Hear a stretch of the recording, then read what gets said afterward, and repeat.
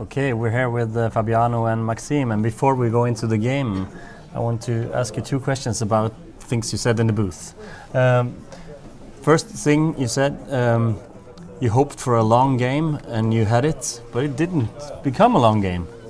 Yeah, I got to admit I missed this very nice move, knight g8, after which suddenly I cannot prevent his knight to come to f5, so I basically have to exchange it, and then it's not a long game anymore. Oh, really? So that changed? Yeah, this was kind of an interesting moment because at first I was going to play rook d7, but then I realized that maybe this pawn sack could be very dangerous. Yeah, that's what I wanted, of course. And I don't know, maybe I'm in time to regroup, but I wasn't sure because like rook c7, rook well, d4. bishop d4 would do. Yeah, I mean, you can basically resign. Yeah, and then if bishop d7, then rook a3. Yeah. Yeah, and this pin is really strong. So I didn't see anything here. So knight g8 was kind of important because now I can always block with f6. And here after c5, my knight just gets to the right square.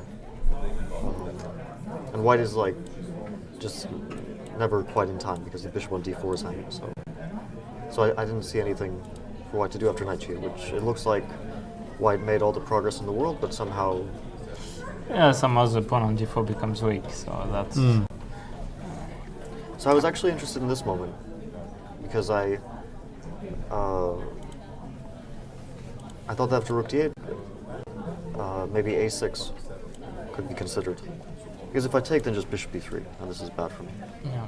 So I probably should play b6. And yeah, I'm also wondering. No, b5 is too much, of course. Yeah, b5 yeah. is too Take.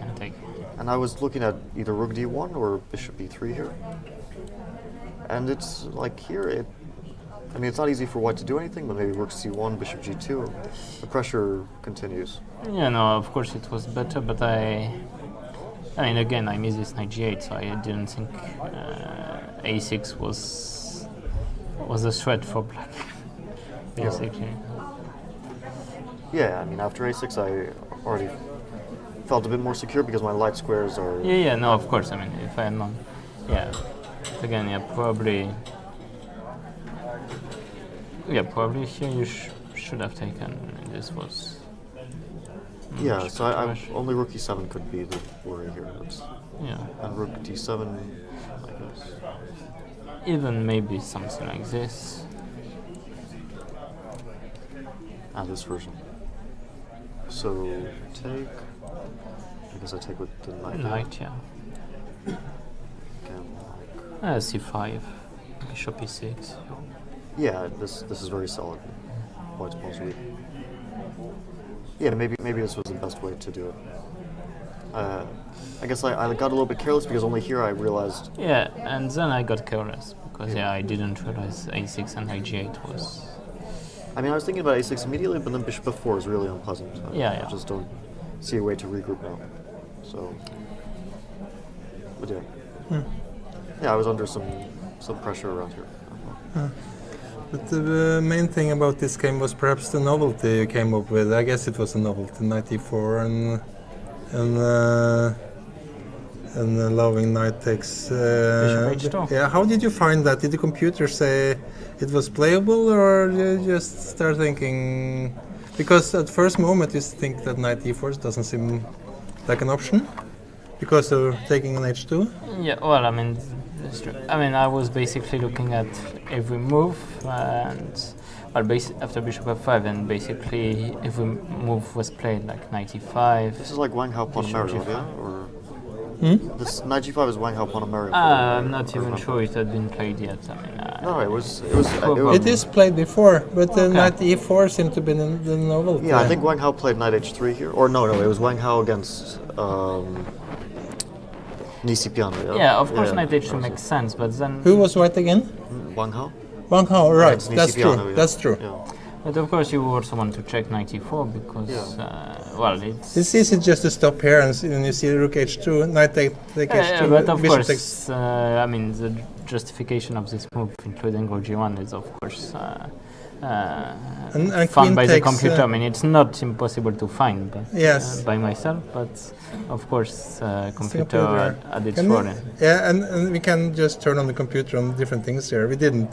So we were just wondering a little bit about queen takes e4. I mean, Yeah, the thing is, here, queen takes e4. Yeah, I think Yeah, this the is move is very bishop dangerous. a3, and That's what we thought, and we just didn't calculate any longer. But no, is it concrete lines or is it just general compensation? no, I think it's I just think bad. boss. I it's think boss. I just- mean, computer says +1. Yeah. +1. Yeah. Is it that bad? Well, it does look that bad. I mean, you cannot play rook e8 because I play rook e1 anyway. So Rook it means you have to d8. play rook d8. Yeah, but I think now like rook a1, queen f4, queen g3 might also be very unpleasant. Maybe. Just as I don't simple know. as that? Yeah, because actually yes, because queen takes I take with a pawn. Yeah, this is I don't know, maybe knight d7, knight f6, but it looks very risky. And I remember Well, I just got the pawn on d7 also. I remember that basically this whole line was forced. Yeah. Yeah, No, Which queen takes whole x3 is forced. Yeah. no, I mean like this is knight e4.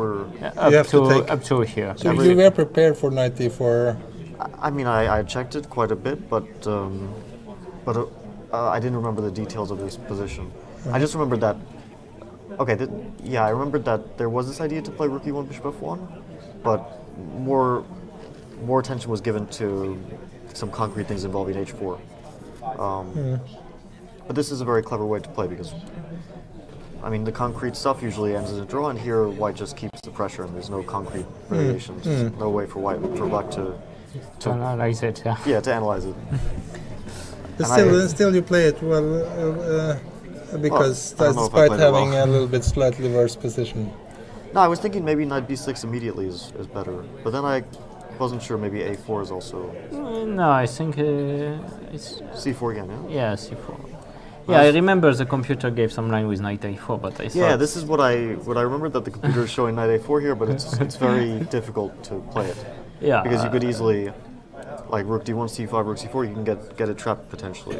I mean rook d1, rook d2, c5. And so yeah, it just I guess it never gets trapped, but anyway, it's a bit difficult to play like this. yeah. Also, I remember that I was supposed to keep both rooks, but at the same time, I mean, I couldn't see the drawback of exchanging one pair because I remember I think the computer was giving bishop e3. I thought then I'll play knight f6, king g7, maybe get rook Yeah, h8 yeah. some counter. Yeah, no, I thought I should. I mean, then I thought I should actually try to exchange one pair. It is tempting to ask, you don't have to answer, but this seems like interesting stuff for a World Championship preparation. It's not like you're kind of hiding your preparation because this are critical lines, then could be tried. Okay, I mean I've already played this line like like 15 times. Yeah. So it's If anything, it was up to white to show something, not. But Not I family. wonder, Maxime, the moment that killed your breather when you took a look at the Mamedyarov game and you wanted to take a break, and then you were so fascinated by the Mamedyarov Karyakin game. How does that work when you see a board like that? Well, I mean, of course, I suspect that it was on preparation, but there were a couple of nice moments. I mean, like, you know, G5 is really deep because, I mean, not really deep, but like, why would you play G5 and then you realize that after rook F2, which takes, plays knight E4, and there's no rook F6 check. So that was one thing. And then, you know, I thought there were a couple of lines that could keep white in playing, but this fades to bishop f7, and the queen again has no square. 2 and 2. And also How long time did you spend on finding bishop f7? How long were you standing there before you saw bishop f7? Because that Oh, was, that's easy. yeah. More difficult was this, because after g4, rook g2, king f1, it seems like white wins. Wait, but isn't there some queen move? Queen b5, rook e2. But then I noticed bishop e7. But how is You it? saw actually this too. Yes. Because that's really impressive actually, because Karyagin showed just these lines when they were here. Yeah, well, I mean, I guess I had some time to myself. But does this steal focus from your actual game, or how does that work? Well, I've never been able to focus when it's not my move to make. So unless I have a very good reason to remain at the board, so you know, it takes my mind off my game, and So that's a good thing. that's how. Well, that's how it works out for me. I'm not saying everybody should follow my lead, but. What about you, Fabiano? Do you fancy the same strategy there? Or? I had, I guess, more serious problems, so I only briefly looked at the game. I mean, but okay, it was just prep, I guess, from both of them. Yeah. Yes. And not both of them from Karyagin. Well, According to the maybe they were hiding something. I don't know. I suspect it might be both of them. Yeah. Who knows? Yeah. Okay. Okay, that was nice. Thank you so much, guys, again for coming to the studio and sharing so interesting thoughts. It's very nice, and good luck for the rest of the tournament. Thank you. Thank you, and we'll be back after a short break with the 2 remaining games.